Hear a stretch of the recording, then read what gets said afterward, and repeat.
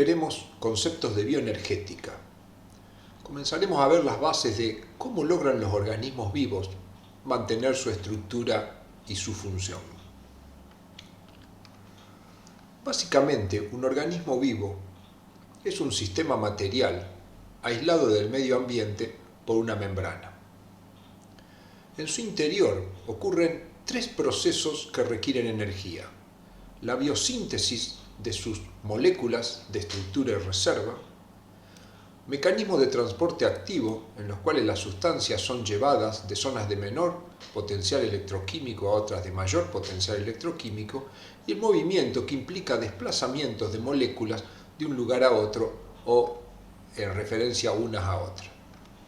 Todos estos procesos requieren energía química, y esta energía química se obtiene a partir de nutrientes que son incorporados desde el medio externo.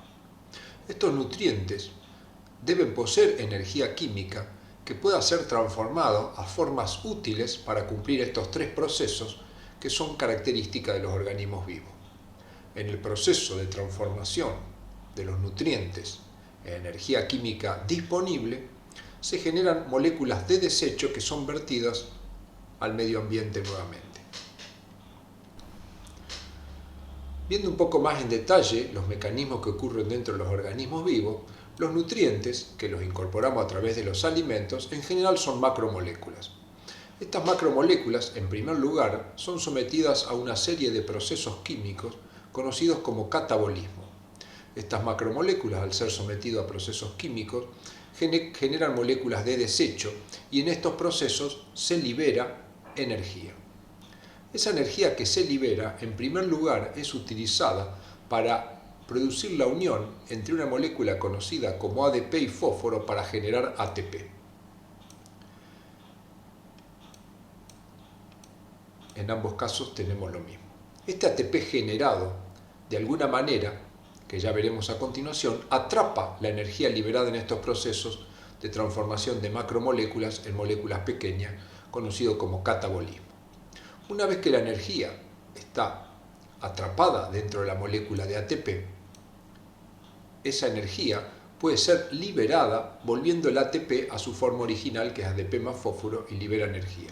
Esa energía puede ser utilizada para realizar trabajo, es decir, cambiar la posición de cuerpos o estructuras respecto de un marco de referencia, o bien puede ser utilizada en los procesos que conocemos como anabolismo, en el cual se construyen moléculas de estructura o bien moléculas de reserva. La molécula de ATP, como hemos mencionado recién, es una molécula capaz de almacenar energía. Esa energía la almacena en un tipo especial de enlace que conocemos como enlaces macroérgicos. Al enlace macroérgico lo representaremos de ahora en adelante con esta línea curva. Cuando tenemos un proceso exergónico, por ejemplo un proceso catabólico que libera energía, esa energía es tomada por moléculas que no tienen enlace macroérgico, para el caso nuestro el ADP y el fósforo, y se transforman en ATP que sí tiene enlace macroérgico. Estos enlaces macroérgicos en la molécula de ATP pueden ser canalizados hacia la formación de moléculas de reserva. Cuando estos enlaces macroérgicos se rompen, se libera la energía y puede ser utilizado en procesos de tipo endergónico.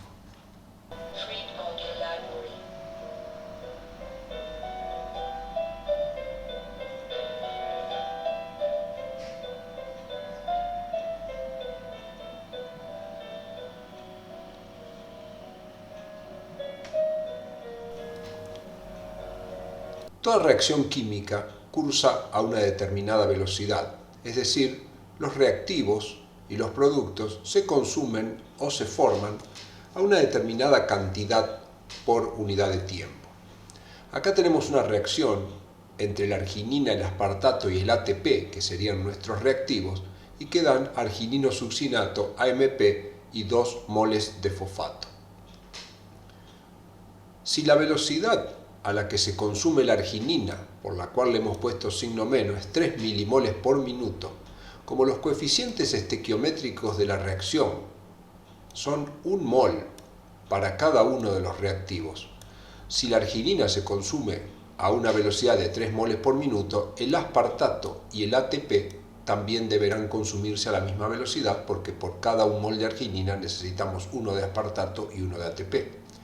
También, viendo los coeficientes estequiométricos, para el arginino succinato es 1, para el AMP es 1, pero para el fosfato es 2. Por lo tanto, si simultáneamente que se consumen 3 milimoles por minuto de cada uno de los reactivos, se deben formar 3 milimoles por minuto de arginino succinato, 3 milimoles por minuto de AMP, pero se formarán 6 milimoles por minuto de fosfato debido a que el coeficiente estequiométrico es 2. Una reacción química la podemos interpretar como si fuera un sistema de vasos comunicantes. El vaso comunicante de la izquierda correspondería a nuestros reactivos y el de la derecha a nuestros productos. Podemos tener una situación en que solo tengamos reactivos, es decir, como si en el vaso comunicante solo tenemos agua a la izquierda. Si abrimos la llave que comunica ambos recipientes, el agua correrá hacia la derecha, es decir, la reacción ocurrirá de reactivos hacia productos y llegará a una situación en la cual la altura del líquido sea la misma en los dos recipientes. Si hubiéramos partido con el recipiente de la derecha lleno, que equivaldría a una reacción química solo tener productos, en el caso del agua, cuando abrimos la canilla que conecta ambos recipientes, el agua correrá hacia la izquierda y llegaremos a una situación en la cual el nivel de agua sea exactamente el mismo. Esto que analizamos en un sistema de vasos comunicantes ocurre en las reacciones químicas. Es decir, las reacciones son reversibles, pueden ocurrir de reactivos a productos o de productos a reactivos. Supongamos una reacción entre el succinato y el FAD, cuyo producto es el fumarato y el FADH. Si en un recipiente nosotros colocáramos únicamente succinato y nada de fumarato y FADH, obviamente al principio ocurrirá una reacción directa, con lo cual se irá formando fumarato y FADH, pero llegará un momento en que las concentraciones de succinato y FAD y de fumarato y FADH permanezcan constantes. Lo mismo que ocurría con los recipientes con agua. Si, contrariamente, nosotros en un recipiente colocáramos solo los productos fumarato y FADH, pero nada de los reactivos, obviamente no va a haber reacción directa, porque no es reactivo, pero sí habrá reacción inversa. El fumarato y el FADH comenzarán a formar succinato y FAD, llegando un momento en el cual tendremos tanto reactivos como productos. Esta interpretación de las reacciones reversibles, tanto directa como inversa, nos va conduciendo al concepto de equilibrio químico. Veamos primero lo que se conoce como ley de acción de masas y supongamos una reacción entre el gliceraldehído 3-fosfato, el NAD y el fósforo, que actuando como reactivos generan 1,3-bisfosfoglicerato y NADH, que serían los productos. Como vimos, hay una reacción directa y hay una reacción inversa. Ya analizamos la relación molar entre las velocidades de cada uno de los reactivos en función de sus coeficientes estequiométricos. La ley de acción de masa lo que nos da es una ecuación matemática para poder calcular la velocidad de una reacción. La ley de acción de masa dice que la velocidad directa es igual al producto de una constante de proporcionalidad llamada Kd, que es un número constante que depende de la temperatura, multiplicado por las concentraciones de los reactivos. En este caso, gliceraldehído, NAD y fósforo. La velocidad inversa, que sería la reacción cuando cursa en sentido contrario, la ley de acción de masa plantea que es una constante de proporcionalidad llamada Ki por las concentraciones de los productos, es decir, 1,3-bifosfoglicerato por NADH. Así, la ley de acción de masa se puede enunciar como que la velocidad de una reacción es proporcional al producto de las concentraciones de los reactivos o de los productos, ya sea que hablemos de velocidad directa o velocidad inversa. Se dice que algo es proporcional cuando hay una igualdad de por medio y una constante que hace que se cumpla esa igualdad. Sigamos con la reacción gliceraldehído 3-fosfato más NAD más fósforo que da 1,3-bifosfoglicerato más NADH. Esta es la expresión de la velocidad directa planteada por la ley de acción de masas y esta es la velocidad inversa planteada por la misma ley. Kd, constante de proporcionalidad, por gliceraldehído por NAD por fósforo, nos da la velocidad directa, y la velocidad inversa es KI por 1,3-bifosfoglicerato por NADH. Supongamos que tenemos un recipiente en el cual tenemos gliceraldehído 3-fosfato en una concentración que hemos omitido las unidades para simplicidad, de un valor de 0,1, NAD 0,2 y fósforo 0,3. Es decir, en el recipiente tenemos los tres reactivos en concentraciones diferentes. Y sabemos que la constante de proporcionalidad vale 0,1. Pero en el mismo recipiente, los productos 1,3-bifosfoglicerato y NADH se hallan ausentes. Es decir, 1,3-bifosfoglicerato es 0 y NADH es 0. Si nosotros reemplazáramos estos valores en la velocidad directa, KD vale 0,1, entonces nos quedaría 0,1 por 0,1, que es la concentración del gliceraldehído 3-fosfato, como podemos ver acá, multiplicado por 0,2, que es la concentración del NAD, que podemos ver acá, y multiplicado por 0,3, que es la concentración del fosfato, que iría multiplicando en la ecuación.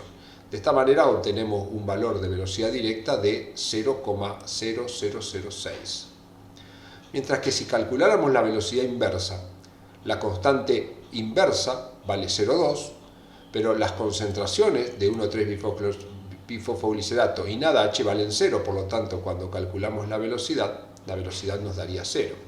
Es decir que en estas condiciones esta reacción ocurre hacia la derecha con una velocidad de 0,0006, pero hacia la izquierda no ocurre porque sencillamente no tenemos productos. Si seguimos con el análisis de la reacción, como hemos planteado, la velocidad directa tendría un determinado valor, que es positivo, mientras que la velocidad inversa sería 0. Si estos valores, velocidad directa y velocidad inversa, los lleváramos a un eje cartesiano, la velocidad directa tendría un valor de 0,06, que podríamos marcar con este punto sobre el eje vertical, mientras que la velocidad inversa sería 0 y estaría acá. Pero ¿qué ocurre? Si la velocidad directa tiene un valor positivo, quiere decir que se van a ir formando productos, mientras que si la velocidad inversa es 0, quiere decir que no se forman reactivos. Por lo tanto, si se forman productos, pero estos al formarse inicialmente no forman reactivos, eso va a llevar a que las concentraciones que tenemos de los productos vayan incrementándose. Al incrementarse la concentración de los productos, simultáneamente van a decrecer la concentración de los reactivos. Quiere decir que cuando vayamos a la ecuación de velocidad directa, estos valores van a ir decreciendo sencillamente porque se van formando productos, pero no ocurre lo mismo con los productos en la formación de reactivos. Por lo tanto, al ir descendiendo estas concentraciones, la velocidad directa va a ir descendiendo, como nos muestra la línea roja en este caso. Como decimos, si hay velocidad directa pero no inversa, se van acumulando los productos. Al acumularse los productos, se acumula esta sustancia, que es el 1,3-bifosfoglicerato, se acumula el NADH, y por lo tanto el valor de velocidad inversa va a ir incrementándose, siendo que al principio era 0. Por lo tanto, si partimos de un valor 0 de la velocidad inversa y se van a ir acumulando los productos, como dijimos, esta velocidad va a ir aumentando. Si esta va descendiendo y esta va aumentando, va a llegar el momento en que ambas concentraciones se hagan iguales. Ambas velocidades se hagan iguales. Cuando las velocidades se hagan iguales, las concentraciones ya no cambiarán más a lo largo del tiempo. Y en esa circunstancia se dice que la reacción finalizó. En realidad no es que la reacción finalizó, la velocidad directa es exactamente igual a la velocidad inversa y así permanecerá, y se dice entonces que se alcanzó el equilibrio químico. Definimos el equilibrio químico como la situación en la cual la velocidad directa es igual a la velocidad inversa y las concentraciones de los reactivos y los productos permanecen constantes. Volvamos nuevamente a la reacción, lo que hemos planteado. La velocidad directa la habíamos expresado por la ley de acción de masas bajo esta ecuación, la velocidad inversa con esta ecuación. Dijimos que al llegar al equilibrio, la velocidad directa se hace igual a la inversa. Si yo tengo dos igualdades, donde los primeros miembros son iguales entre sí, como está planteado acá, entonces los segundos miembros también deben ser iguales, y entonces puedo plantear una igualdad donde KD por gliceraldehído, por NAD y por fósforo, que serían nuestros reactivos, es igual a KI por 1,3-bifosfoglicerata por NADH, que son nuestros productos. Si reordenamos esta ecuación, dejando KD a la derecha y pasamos KI dividiendo, nos quedaría KD sobre KI, y si todos estos términos, que son las concentraciones de los reactivos, lo pasamos dividiendo, nos quedaría 1,3-bifosfoglicerata por NADH dividido, como vemos acá, las concentraciones de los reactivos. Como KD y KI son constantes, este cociente es constante y lo llamamos constante de equilibrio. La constante de equilibrio se define como el cociente, como vemos acá, de las concentraciones de los productos dividido las concentraciones de los reactivos multiplicadas entre sí. Cabe recordar que si la reacción tuviera algún coeficiente estequiométrico, se agregaría ese coeficiente sobre la concentración de cada uno de los reactivos o productos que tenga ese coeficiente diferente a 1. Entonces, vamos a ver la utilidad, una de las utilidades que le vamos a dar a la constante de equilibrio. Primero, recordar de manera simplificada que la constante de equilibrio siempre son las concentraciones de los productos sobre las concentraciones de los reactivos. Esto es un cociente. ¿Cómo interpretamos siempre un cociente o una razón? Si los productos fueran más grandes que los reactivos, este valor sería mayor que 1. Si los productos fueran menores que los reactivos al alcanzar el equilibrio, esto sería menor que 1, y si las concentraciones de producto y reactivo fueran iguales, esto sería 1.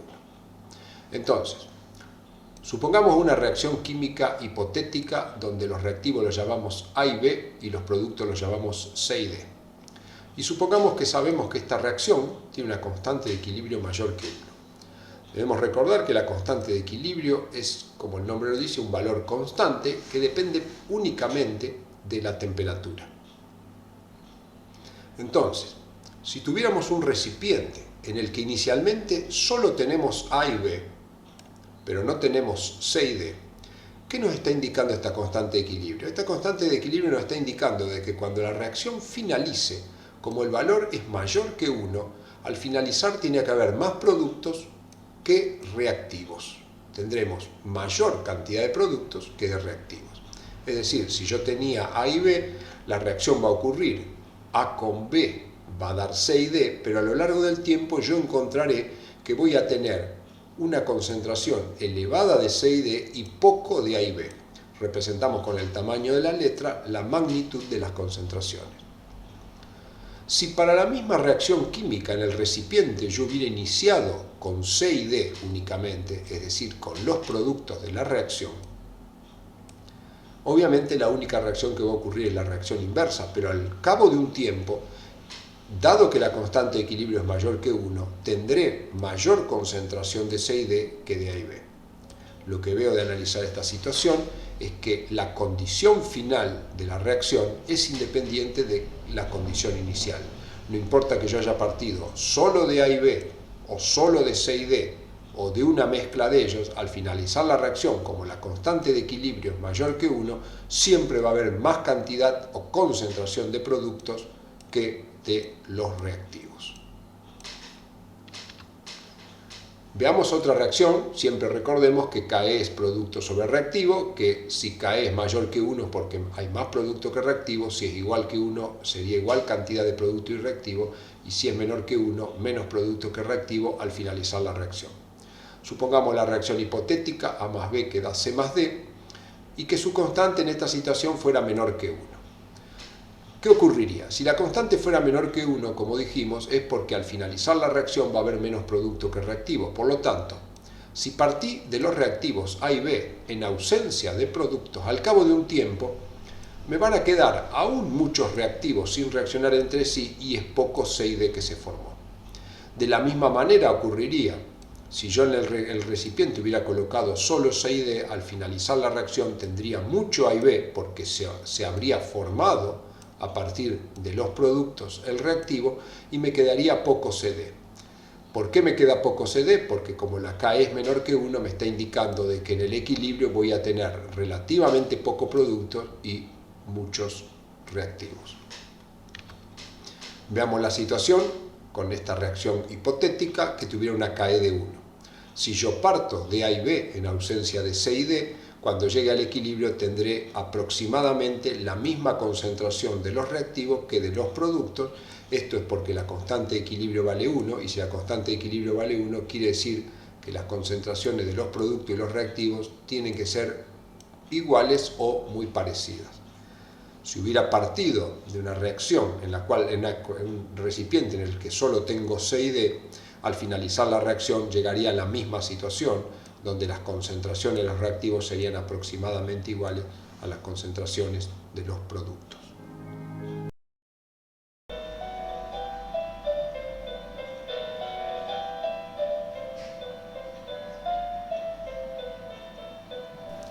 Esto nos conduce, si hiciéramos otro razonamiento, a lo que se conoce como el principio de Le Chatelier. El principio de Le Chatelier dice lo siguiente: si a un sistema en equilibrio, es importante tener presente que el razonamiento lo hacemos sobre un sistema que está en equilibrio.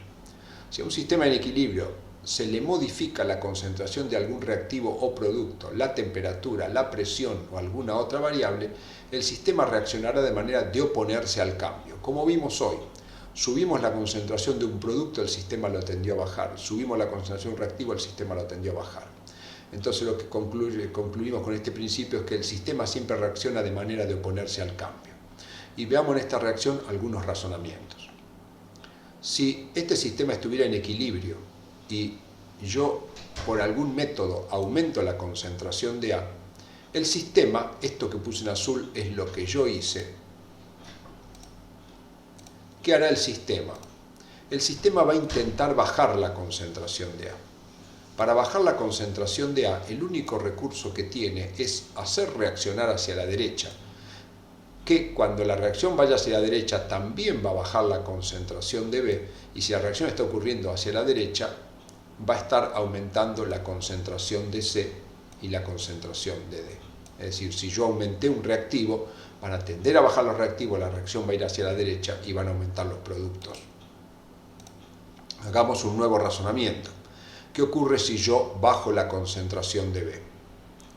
Si bajo la concentración de B, el sistema se va a oponer a esa situación. Yo bajé la concentración de B, el sistema va a aumentar la concentración de B. La única forma que tiene de aumentar la concentración de B es ocurrir hacia la izquierda, bajando las concentraciones de C y de D para formar B y también formar A.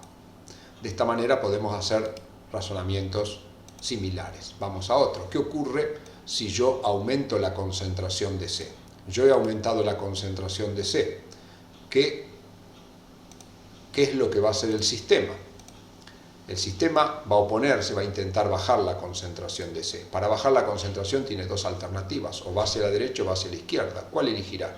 Si tiene que bajar la concentración de C, no le queda otra alternativa que combinar C con D para dar A y B, lo que determinará que aumente A, que aumente B, que baje C y que a su vez baje D. En base a este principio podemos predecir qué es lo que pasa con cada una de las concentraciones de los reactivos y productos cuando introducimos una perturbación.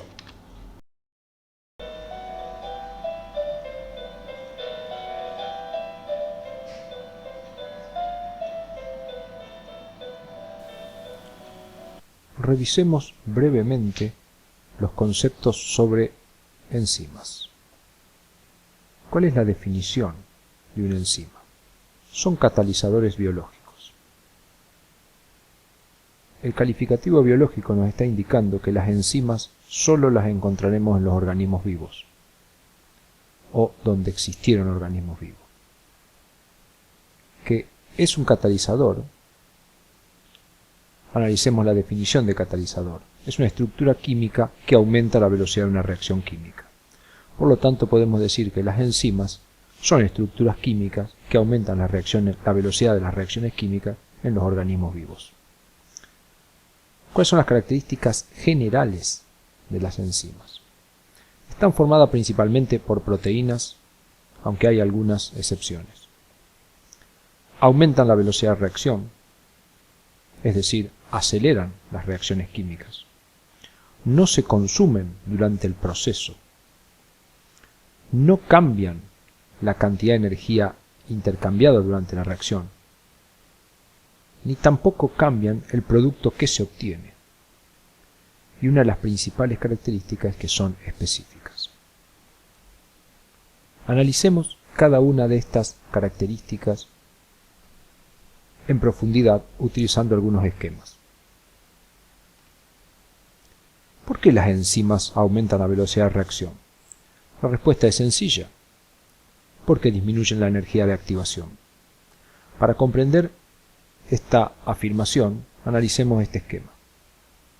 En una reacción tenemos reactivos, por ejemplo en este caso A y B. Y la reacción química va a generar dos productos, conocidos como C y D. Para que los reactivos se logren transformar en producto, primero tienen que pasar por un estado conocido como estado activado. Y para transformarse los reactivos en ese estado activado, es que hay que entregarle una energía que se llama energía de activación. Las enzimas hacen que esta energía sea más pequeño y por lo tanto el pasaje por el estado activo es más fácil y más rápido, conduciendo en menos tiempo a la formación de los productos. Reforcemos estos conceptos esquemáticamente. Acá tenemos un gráfico donde en el eje vertical tenemos la energía y en el eje horizontal el tiempo. Veamos qué ocurre si no hay una enzima presente. Cuando la reacción comienza, el reactivo tiene que sobrepasar una barrera para poder transformarse en producto. Esa barrera que tiene que sobrepasar es la energía de activación. Cuando se transforma en producto, también el reactivo libera cierta energía. ¿Qué ocurre si hay una enzima presente? Si hay una enzima, lo que vemos es que la barrera es más pequeña, por lo tanto la energía de activación que requiero es menor, pero el producto que obtengo es exactamente el mismo y la energía que se libera es exactamente igual. Veamos los dos esquemas anteriores, uno a la par del otro, para poder distinguirlo. A la izquierda tenemos la presencia de enzima y a la derecha la ausencia de enzima. Nuevamente tenemos la energía en función del tiempo, acá tenemos el reactivo. Cuando hay una enzima presente, el reactivo, como vimos, salta una barrera energética pequeña, que queda representado por la energía de activación, generando el producto, y libera una energía. ¿Qué ocurre si no hay enzima? Si no hay enzima, el reactivo tiene que saltar una barrera más grande, siendo más lento el proceso para formar los productos. El producto que se forma es exactamente el mismo, aunque la barrera que tuvo que saltar es más alta y el tiempo que le puso es mayor, por lo tanto su velocidad en ausencia de enzima es menor. La energía, como podemos ver, es exactamente igual. Veamos las conclusiones de esto. Las enzimas disminuyen la energía de activación, acá lo vemos. Con enzima, la energía de activación es menor que sin enzima. Segunda conclusión, las enzimas no cambian el intercambio energético. Lo vemos acá, la energía que se produjo con enzima fue exactamente igual que la energía que se produjo sin enzima. Tercera conclusión, las enzimas no cambian el producto de la reacción, solo la hacen más rápida. Fijémonos acá. Con enzima obtuvimos el producto P, sin enzimas obtuvimos exactamente el mismo producto.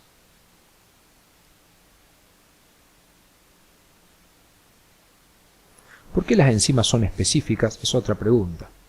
¿Por qué las enzimas catalizan una reacción o un grupo muy reducido de reacciones? La respuesta es esta. Porque tienen un sitio activo donde solo pueden ingresar un reactivo o unos pocos reactivos. Veamos esto esquemáticamente. Acá tenemos una enzima, este es el sitio activo y tres sustratos posibles. Si el sustrato azul intenta ingresar a la enzima, no lo logrará porque su forma no coincide con la del sitio activo. El segundo sustrato, de color rosado, le ocurre un proceso similar, no tiene complementariedad con el sitio activo, cosa que sí ocurre con el sustrato rojo que por su forma puede encajar justo en el sitio activo. Otro concepto importante es que algunas enzimas necesitan de una coenzima o un grupo prostético. ¿Qué es una coenzima o un grupo prostético? Son estructuras químicas que no están formadas por aminoácidos. ¿Cuál es la diferencia? La coenzima que vemos acá es una estructura química que se encuentra fuera de la enzima, mientras que el grupo prostético es una estructura química que se encuentra dentro de la enzima, unido firmemente en general por enlaces covalentes. ¿Cómo ocurre la reacción? Veamos el primer caso. Cuando se produce la reacción, la coenzima y el sustrato ingresan al sitio activo, en ambos casos. En el primer caso, analicemos ahora, el sustrato y la coenzima se transforman en cosas distintas y ambas salen del sitio activo. En el caso del grupo prostético, ambas se transforman en cosas distintas, pero solo sale el sustrato y queda el grupo prostético acá. Acá podemos ver otro concepto importante de enzima. La enzima se obtuvo inalterada al final del proceso, mientras que la coenzima se transformó. Veamos algunos conceptos adicionales sobre enzimas. A la hora de ver este video ya debemos conocer las generalidades de enzimas. Sabemos que son catalizadores biológicos, constituidos fundamentalmente por proteínas, y son estructuras químicas con alta afinidad por su sustrato, y su función es aumentar la velocidad de la reacción por disminuir la energía de activación. Lo que vamos a ver ahora son algunos conceptos relacionando velocidad de reacción, velocidad máxima y afinidad. Para poder entender la relación entre estos conceptos, primero analicemos una gráfica de actividad enzimática o velocidad de reacción en función de la concentración de sustrato. La gráfica lo que nos está diciendo es que cuando aumenta la concentración de sustrato, tenemos mayor velocidad de reacción, llegando a un valor en el cual ya la velocidad no cambia, aunque modifiquemos la concentración de sustrato, y ese parámetro se conoce como V máxima. Si tomamos la mitad de la velocidad máxima sobre el eje vertical e interpolamos con la gráfica, encontraremos un valor sobre el eje de concentración de sustrato que llamamos Km. El Km se define como la concentración de sustrato con la cual alcanzo la mitad de velocidad máxima. Esta constante, también conocida como constante de Michaelis-Menten, es una medida de la afinidad entre la enzima y el sustrato. A menor valor de Km tenemos mayor afinidad, es decir, fuerzas más intensas que ligan al sustrato con el sitio activo de la enzima.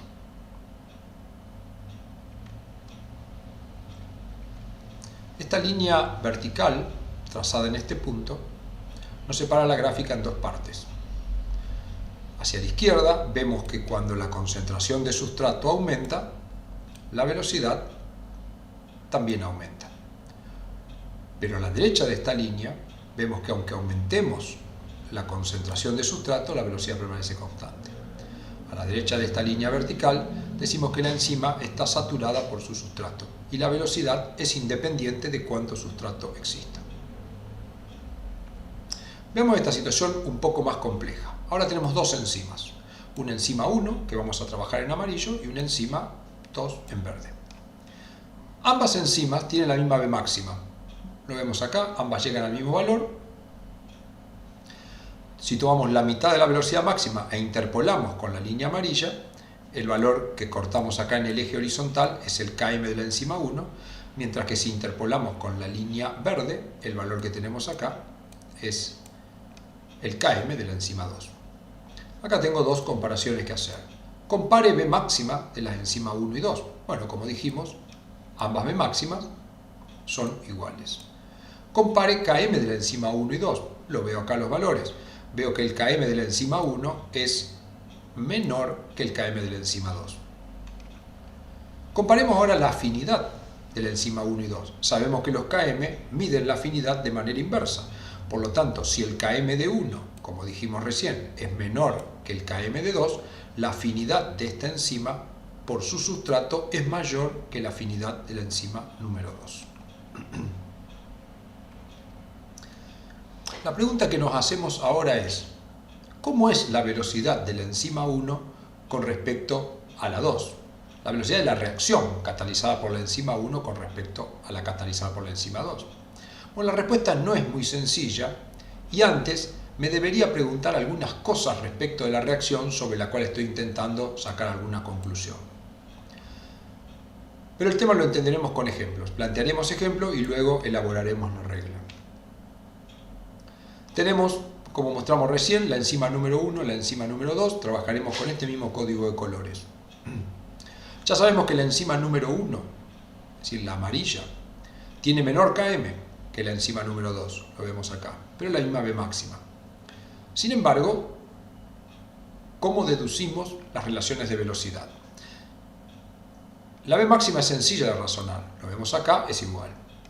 Pero yo ahora estoy hablando de velocidad, no la máxima, sino de cualquier valor de velocidad. Entonces veamos el ejemplo número 1, que nos propone: compare para las enzimas 1 y 2 la velocidad de la reacción para la concentración de sustrato marcada con el punto rojo. Es decir, yo tengo las dos enzimas, ya sé que la 1 tiene más afinidad que la 2, pero ahora con esta concentración de sustrato yo quiero saber qué enzima tiene más velocidad. Lo que tengo que hacer es subir una línea vertical e interpolar y ver acá. Esta sería la velocidad de reacción de la enzima 2 y esta sería la velocidad de reacción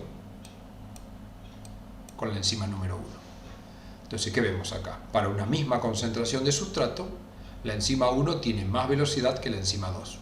También la enzima 1 tenía más afinidad. Entonces, en este caso la regla es: la enzima 1 tiene mayor velocidad que la enzima 2 y la enzima 1 tiene menor Km, o sea, mayor afinidad que la enzima 2.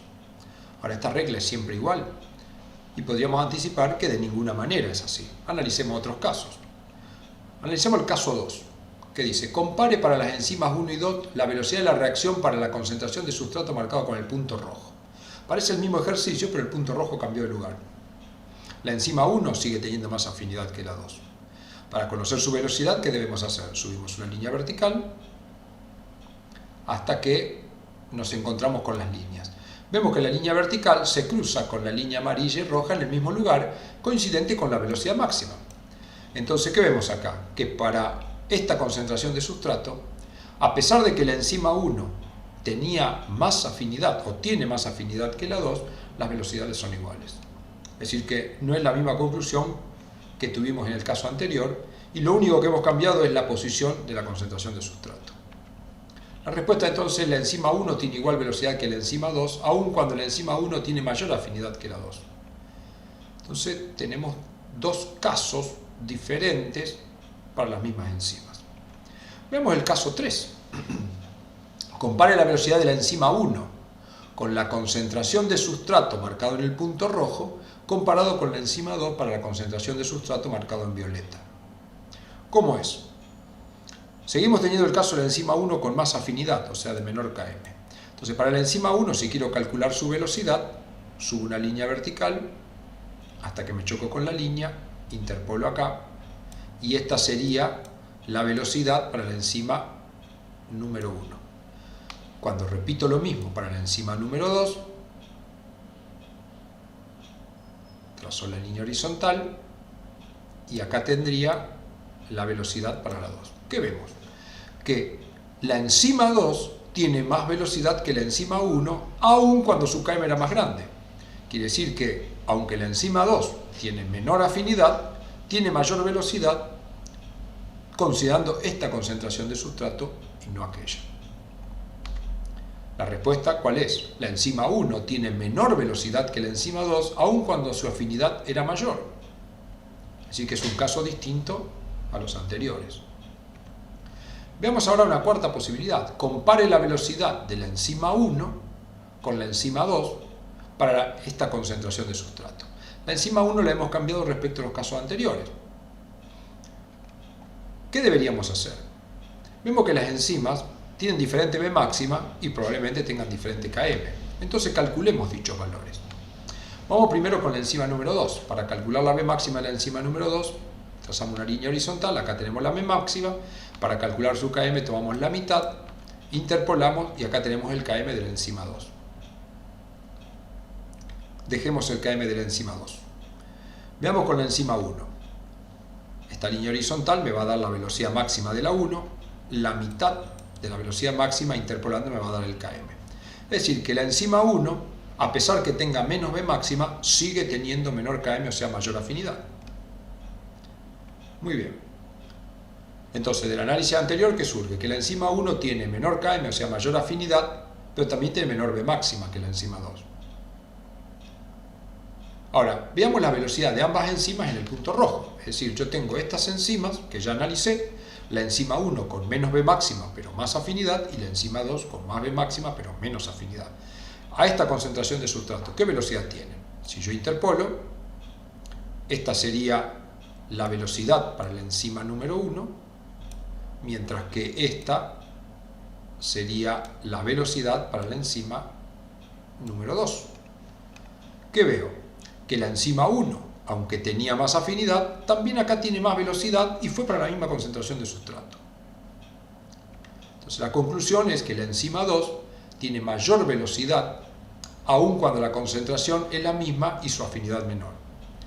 De analizar los 4 casos, ¿qué conclusión sacamos? Que cada situación debe ser analizada en particular y las reglas que se pueden plantear solo funcionan en situaciones muy especiales o muy particulares y no hay forma de generalizar qué relación hay entre afinidad km y velocidad de una reacción.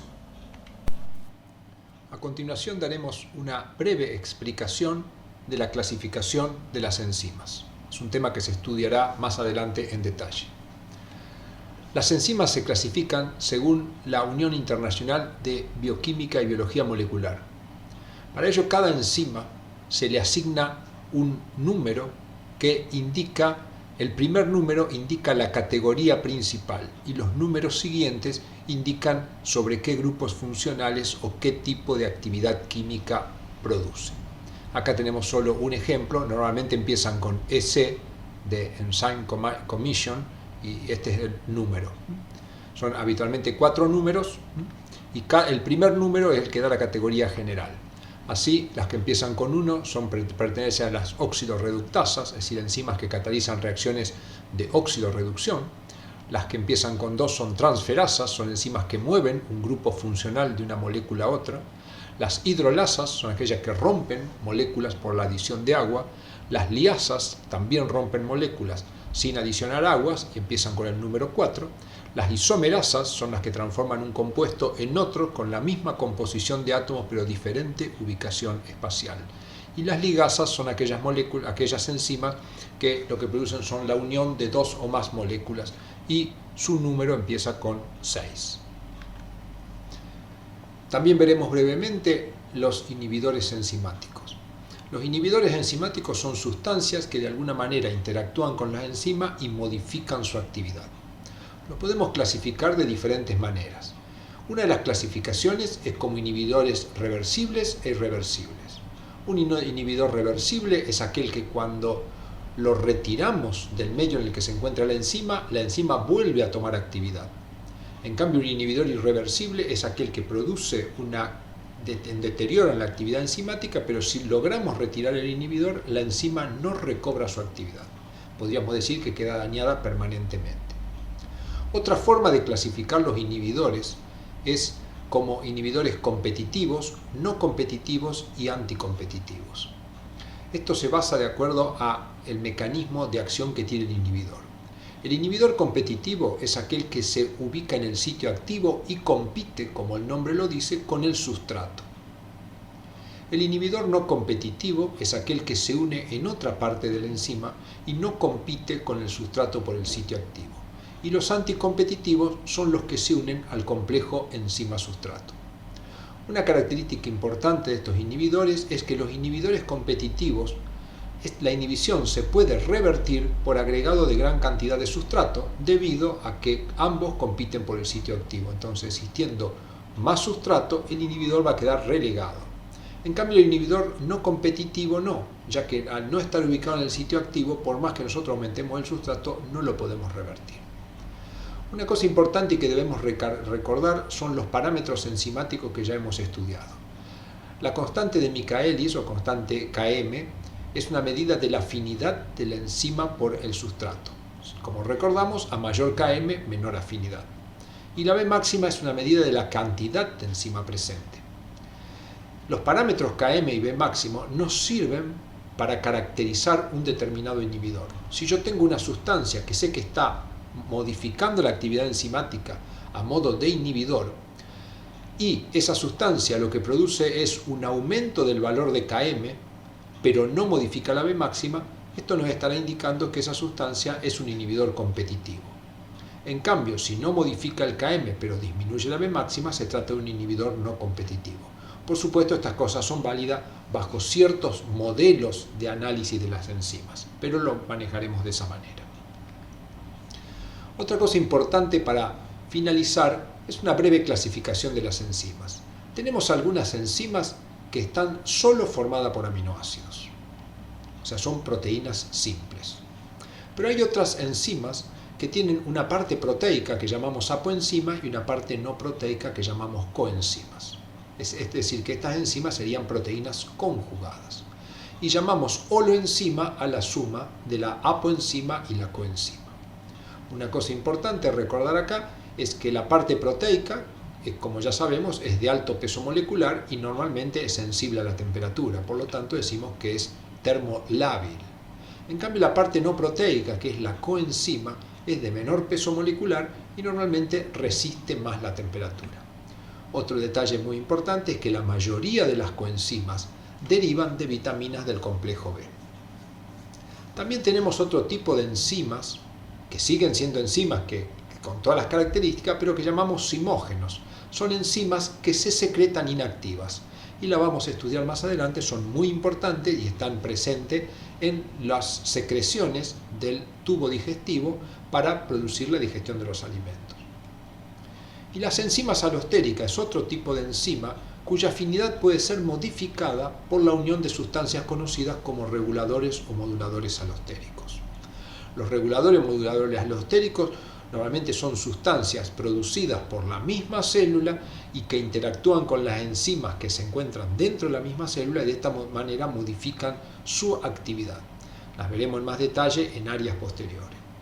Un detalle importante de las enzimas alostéricas es este. Una enzima común de las que hemos estudiado tiene una gráfica de velocidad en función de la concentración de sustrato que es una hipérbola y que llega a la B máxima. Y como vimos, si tomamos la mitad de la B máxima, podríamos calcular acá el valor de Km. Las enzimas alostéricas, en lugar de tener una forma hiperbólica como vemos acá, tiene una forma sigmoidea. Igualmente llega a una B máxima, pero la presencia del regulador alostérico hace que la gráfica se desplace hacia un lado y hacia otro. Cuando hay un regulador alostérico positivo, la gráfica se corre hacia la izquierda. Correrse hacia la izquierda, ¿qué implica? Que si este era el valor del Km en ausencia del regulador alostérico, cuando colocamos el regulador alostérico positivo, la enzima va a tener un Km menor. Al tener un Km menor quiere decir que aumentó su afinidad. Con el regulador alostérico negativo ocurre lo contrario. Como podemos ver, el valor de Km se hace mayor, por lo tanto está disminuyendo la afinidad de la enzima por su sustrato.